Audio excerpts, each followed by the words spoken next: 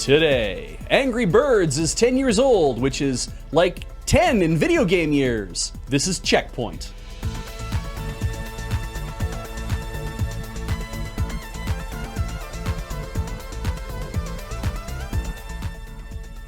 Welcome to CheckPoint, where this week, Graham, what are you doing? I'm moving to my normal side. What are you doing? You're on the wrong side. I'm always on this side. No, that's because you're filling in for Kathleen. But now I'm back, so or you're filling in for me, and so you can fill in for Kathleen because now I'm back. So. No, but I've been here for months. I say you're the one filling in for Kathleen, so you get to have this side. Wait, you're filling in for me, so now I have to fill in for Kathleen? So when Kathleen gets back, she's going to fill in for you? No, that's silly. Filling in for someone who's already filling in for somebody else is silly. So when Kathleen comes back, she'll take my place, and she'll be filling in for you. Great, that won't get confusing at all. See, that's such a Kathleen thing to say.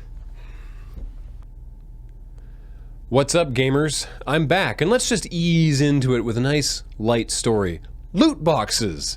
As more governing bodies and regulatory agencies around the world are cluing into the gambling nature of loot boxes, publishers and developers are starting to change how they implement these surprise mechanics, as they were famously called by EA during a hearing in the UK.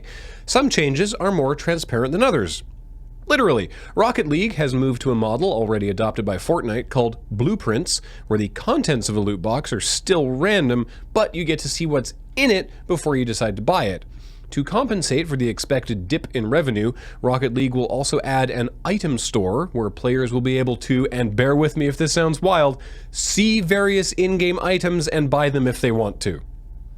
This is certainly going to be more common going forward, especially with many places in Europe banning randomized loot boxes. Which brings us to France, where Valve has a unique take on the transparent loot box for Counter-Strike Global Offensive. But only in France.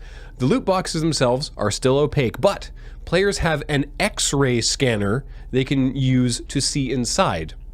The catch is, they don't get to use the X-ray again until they buy that loot box. So if they look inside and find something they don't like, then they can't know what's in another one, which is just a random loot box with extra steps.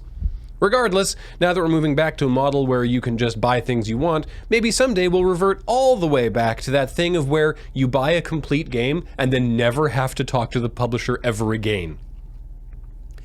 Nobody knows what's in the sausage in Pokemon Sword and Shield, even the developers. When asked, director Shigeru Omori and producer Junichi Masuda remarked that they, quote, didn't know what it is, and that it's just a, quote, Pokemon World sausage. The fact is, we really don't have to guess what's in it. It's Pokemon. Everything is Pokemon in Pokemon, and so it stands to reason that the sausage is Pokemon too. Hell, it'll probably end up being a Pokemon in the next game. Look, Pokemon eat other Pokemon, like Spearow eating Sunkern, and Muck eating Trubbish, which isn't a sex thing.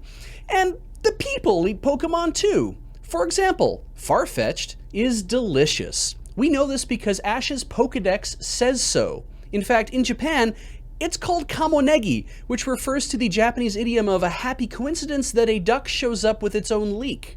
That's so you can eat it. Farfetch'd is food that they hunted to near extinction. So these sausages? Maybe they're made of Tepig, or maybe they're made from Wooloo. But you know what they aren't made of? Surfetch, because that motherfucker has a lance. Angry Birds is 10 years old, which somehow makes me feel way older than The Matrix being 20 years old, but good for Rovio, who are celebrating with the release of some uniquely unattractive K-Swiss Angry Birds branded sneakers for when you want a passerby to choke on their own spit halfway through asking, what are those? But Angry Birds are old and busted. The new hotness is chaotic birds that care not for you or your human problems, which is why 2019 is the Goose's year and the rest of us are just living through it.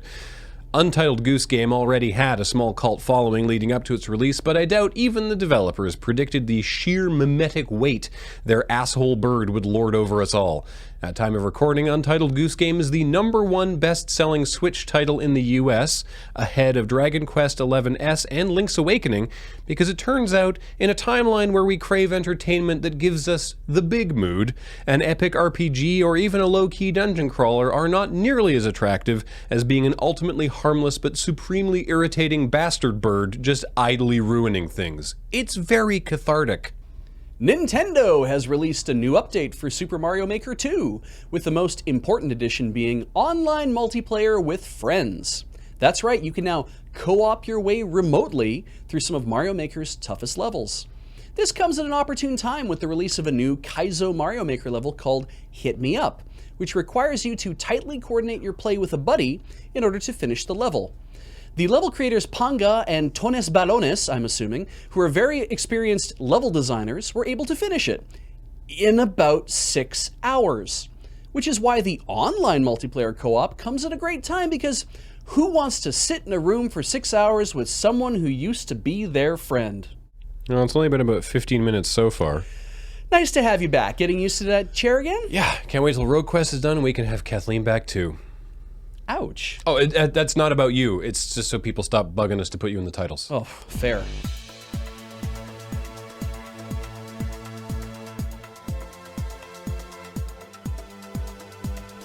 Coming up, now that Overwatch is out on Switch, Blizzard's Jeff Kaplan just straight up asked the Smash Brothers team to put someone from Overwatch in Smash, ideally Tracer. Sorry, Jeff, the internet has decided the goose gets in first, then we can talk. So we checked the lower thirds, but someone said that the one for your Mario Maker story was wrong.